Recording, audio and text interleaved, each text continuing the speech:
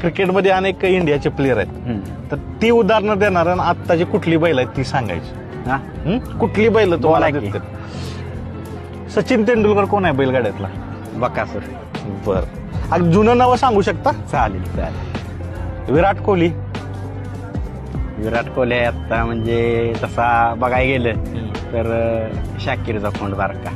बर, रोहित शर्मा कोण आहे? कारण कसं हे- हिटमॅन म्हटलं जातं. टप्प्यात आलं मुंबई कार्यक्रम. किंग कोण आहे? मथुर. कारण त्याच्या बॅटिंगला थोडंच नाही.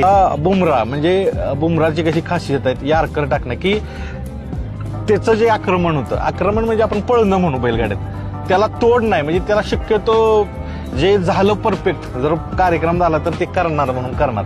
आता बुमरा कोण बैलगाडी क्षेत्रात? गोटचा सरजा.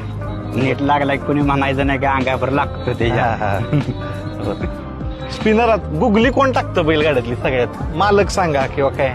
मिलिंद शेठ पाटलांचा भुंगा. हा ना. अटीतटीचा सामना असेल त्यावेळेस फिल्डिंग करून वाचवतो. म्हणजे काय, अटीतटीच्या लढतीत की एक वाचवून ठेवतो हातच्या, असा कोण आहे? म्हणजे बैल मला निदर्शनात आलेला बैल म्हणजे सगळ्या मैदानात राहिलेला बकासूरच आहे. कारण का तर तो काही ना काही करून त्याचं अस्तित्व सिद्ध करतोय. म्हणजे कुठल्या ना कुठल्या म्हणजे असं मैदान फ्लॉप जाऊनच देत नाही.